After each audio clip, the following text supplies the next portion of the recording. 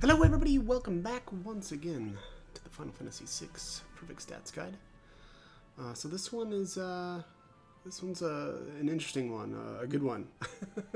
Not that they aren't all, great videos, but we're gonna get a lot of really good stuff in this video. So we're gonna head on over to the Phoenix Cave. I actually wait quite a while to take care of the Phoenix Cave, but I kind of realized that I don't really need to. Really, I mean, probably the biggest part is just because I'm not going to be taking really, or not going to be doing really any battling anyway, and so I can kind of get away with, I guess, kind of coming here earlier. So. Again, normally here what I would do is have come a little bit later once we've got, I guess, like 8 characters, right? But the fact that Mog can just run around here completely by himself because of the Molulu charm makes it so that it doesn't really matter. And my other group has a ward bangle. Now that's gonna reduce the random encounters, but also you just have to be careful here. Or I should say, I wanted to be careful, and I would make one suggestion here. If you are interested in getting the Celestriad relic, I would handle the Phoenix Cave in the same way that I did here, which is, again, don't get into any random encounters. There is only one formation that we want to get here, and it is at the end of the cave. And I have some footage of that, but again, again, I think it's a really good idea to avoid all of the encounters that you can here, and it also it helps to set your groups up like this with Mog specifically, where Mog basically enters the cave first and steps on the first switch, and then your other group. It should go around the left-hand side and through the left door.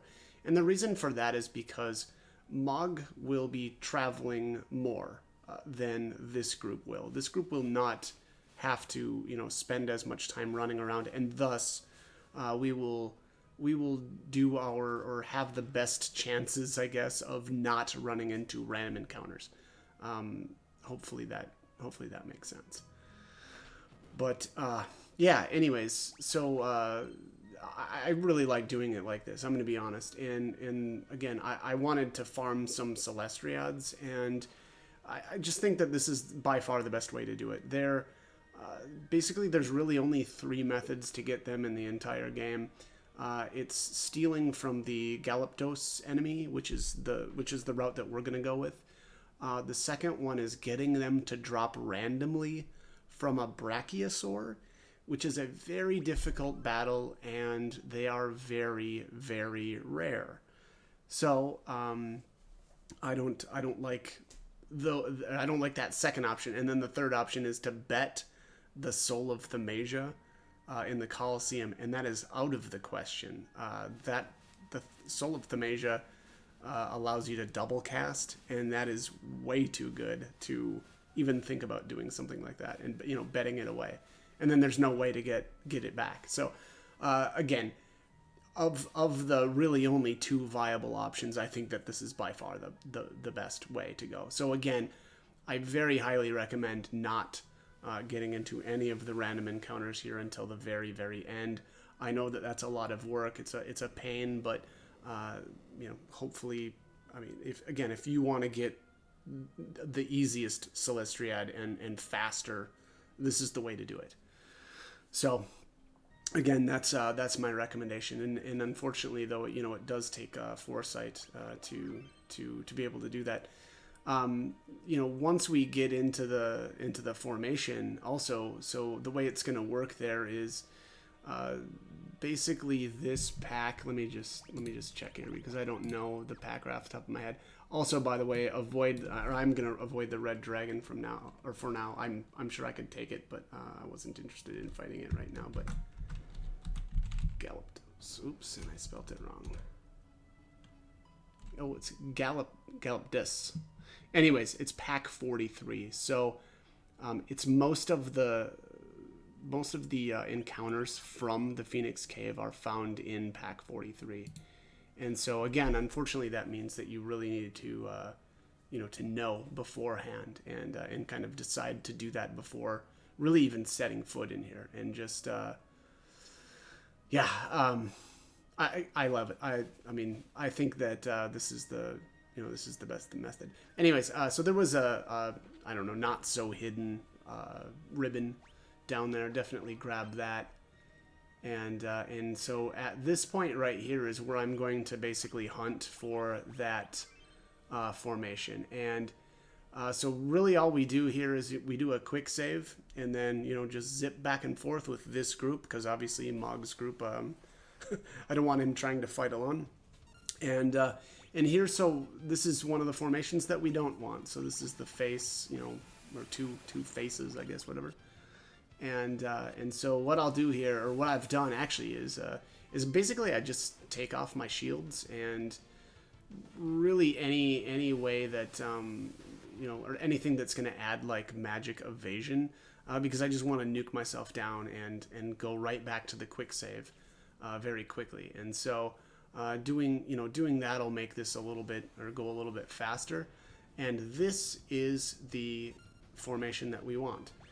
There is only one formation in here with this Galaptus monster, which is the big bird thing, and this is it. So what I'm actually really going to do here, and this battle will play out sort of this way on the Veldt as well when I actually go to farm this. But what you want to do is you want to stop the two Chaos Dragons, and then actually use the Berserk ability on the Galaptus. And that is going to make it so that it forces that enemy to just use regular attacks. He's got some other kind of nasty abilities, and so I would rather just go this route. Now, I actually do have Go-Go here as well, so I'm gonna try to steal here. And if you don't want to farm these on the Veldt, which I think is silly, I just think that it's the best place to do it, but. The other option, I suppose, is to just farm down here. And, I mean, you're not going to have a good time, though. I'm going to tell you that right now. The encounter rate of this specific formation is very, very low. This is a rare, battle. And so, really what we're going to do is again, keep this formation as the only one in pack, what did I say, 43, I think? And that's going to make it so that when we're on the Veldt, we can save right before this pack shows up. And then we'll get into, we'll just fight or zip back and forth until we get into a fight. And boom, we'll come across this formation every single time. Again, because there are no other enemy formations in that pack. And so then we just try to steal, okay? And there I just got a regular Phoenix down. And at that point, if we're on the Veldt, I'll just wipe and then, reload from the save point. But here, obviously, is the initial fight, and we needed to basically run away. I didn't want to get any experience there. I probably could have absorbed it, and it wouldn't have been a problem. But I just, wanted to get out of that battle. But yeah, that was. I'm not gonna lie, I probably spent 15 minutes just trying to get into random encounters, and then having to wipe myself so that we could go back to the quick save and try again with the next battle. But yeah, we eventually got it done, and now we're really set up really, really well to farm those Celestriads. But anyways, all right, so moving on here, we've found Locke is at the bottom of the Phoenix Cave here, and obviously says that he was looking for the Phoenix Esper in order to revive Rachel, and so now we are heading directly to Collingen.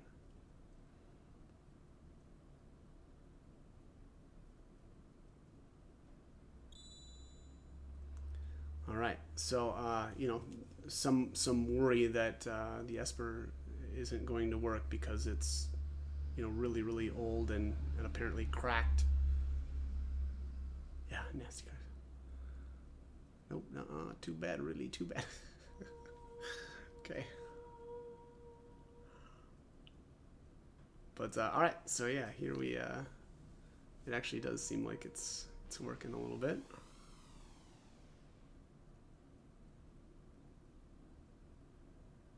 The Magicite shattered. Oh no.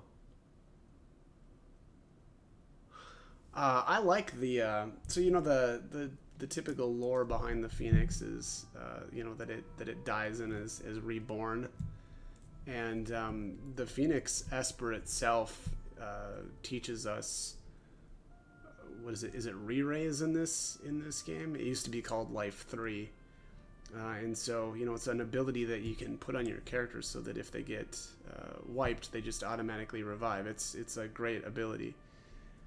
And then on top of that, the Phoenix Esper itself, when used in battle, will revive all of your characters who are dead. So a really cool ability as well. And then on top of that, I think it deals fire damage to the enemies as well. So really powerful Esper.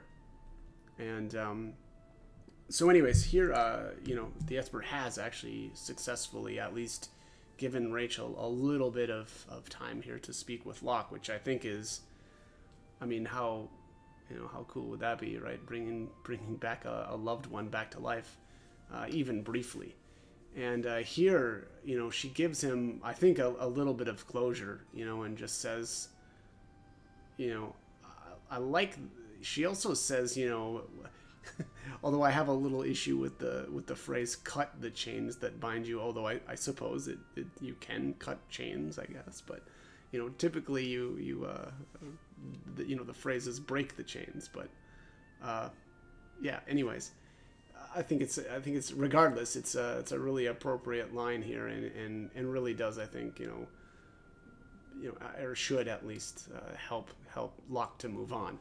You know, she says that, you know, she loved him and enjoyed her time with him, and that, you know, now, but she's gone now, and you know, thank you for, you know, kind of you know, being there, and yeah, again, really great I mean, that you don't get closure like that, I think, you know, usually. So really interesting scene there. And then, you know, obviously Celeste and Locke now are, I think that the path is really clear for them to continue on in whatever sort of relationship they're gonna have.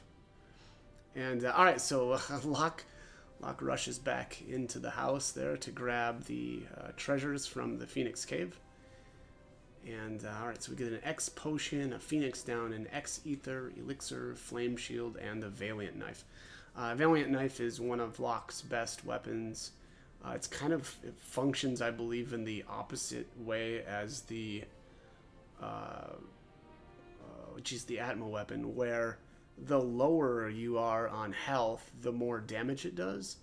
And then I think on top of that, the damage reduction from the Master Scroll doesn't apply. So it can be it's potentially a very, very, very, very powerful weapon. Which is funny too, because I haven't really used it that much, but really in any of the times that I've played through the game. But who knows? Maybe one of these days I will. But all right, so at this point, I thought about maybe ending the video right there, and that seemed appropriate. But there's just so much, as far as good kind of treasures now that we can reap the rewards of. I mean, not only having Locke back, but also just doing the stuff there in the Phoenix Cave and getting that Galactus enemy formation. And so we're gonna kind of do both of those. Here's Lone Wolf, and he, basically gives you a hint as far as who can unlock the doors. He says something like only a treasure hunter could, unlock these doors, which, Locke always calls himself a treasure hunter throughout the game. And so it's obvious then that you need him to unlock these doors. And I also think that you have to have him at the front of your party to do this. But anyways, inside the weapon shop here is the weapon shop owner. And here we have a choice. We can either take the Magus at Ragnarok or get the sword, the Ragnarok. And I'm going to be honest, I really do think that the sword is a lot better. The sword itself is fantastic, but we'll also be able to bet that in the Colosseum for they're calling it the Lightbringer in this version of the game. So yeah, very, very, very good weapon. I do like the Esper, and I definitely understand anybody that wants to grab that. There's a lot of really good morphs that you can... there's a lot of stuff that you can get via morphing. And all right, so in this building here is this sickly fellow that has the cursed shield. The cursed shield, when you equip it on somebody and battle for 256 battles, the curse will be dispelled and it becomes the paladin shield. Paladin shield teaches you Ultima, so which also Ragnarok does as well, the Esper. But if you go with the sword, obviously you don't have that option anymore. Anyway, there was a brief period of time that was fantastic that you could actually glitch Ragnarok onto your characters, and so there was no reason to take the Esper. You would take the sword and then glitch the Esper onto your characters, and you had the best of both worlds. But unfortunately, the days are over, and they have patched that. But anyways, all right. So what I've done here is I wanted to show you guys the benefits of our work in the Phoenix Cave, and so again, what I've done here is saved right before this pack, and I tried to steal, got the Phoenix down, and I don't care about Phoenix down, so I just nuke myself down here and wipe the party. Again, I think that leaving your shields off as well as any sort of weapons or armor that boosts your magic evade, because you don't really need it for that fight. So just strip those weapons and armor off. Definitely give yourself haste of some sort, either Hermes sandals or miracle shoes, and then thief gauntlet with Locke and Go-Go to increase our steal rates. And boom, there it is, Celestriad, just like that. Honestly, I mean, this looks fast, incredibly fast, but it took, I don't know, probably 10 minutes to do this. But, not too bad. And then if you want more, you just cycle the Velt until you get to this pack, again, or right before this pack, I should say. Save your game and repeat the process. And because we're so early on in the World of Ruin, you also, your packs are going to cycle really, really quickly, because we haven't really added anything from the World of Ruin aside from the collapsing house. And so we're really just dealing with the packs from the World of Balance, and again, now that one pack from the collapsing house, and then now we've added this. I generally at this point, this is how I do it. I really only add this first, and then I farm up all the Celestriads I want, and then I'll add some more formations from the World of Ruin here in a little bit. But really, again, really specific ones like the behemoth, the undead one from the Velt Cave here, and then there'll be a couple more like the Cactar and stuff like that. But I keep it pretty clean for a while yet. Again, just until I can farm up all of the items that I want. And here I actually just wanted to show you how kind of ridiculous this battle in particular was. Not only did I get the Celestriad, but here is kind of, again, for the people that take the Esper, this is kind of the strategy. So I've berserked him, so I know that he's only going to be able to use physical attacks. Then I vanished everybody so that they wouldn't be hitting me. And then I just cast in Ragnarok, and boom, I got it on the first shot, and it gave me a growth egg. So there's that. Now, if Locke isn't successful there, then all you do is you mimic with Go-Go, defend with Edgar, defend with Mog, and then when Locke's turn comes back around, because he can't cast Ragnarok again, you just defend with Locke again, and then you just keep mimicking. And it'll just repeat. Go-Go will keep attempting to use the Ragnarok Esper over and over and over until it's successful. So that is another one of the reasons why Go-Go is just amazing, is for that specific combo. He's fantastic. But That is it. That's the Celestriad. Again, reduces the MP cost of all magic to 1. That's very, very useful, or I find it very useful, especially for when we go to level. It just makes the process a lot less painful. And then we've got the curse shield as well. We'll definitely be uncursing that over the probably actually maybe even in the next video. But anyways, that is it. That's the that's the big wins. And as always, I hope the guide was helpful and hope you join me for more videos. Thanks for watching.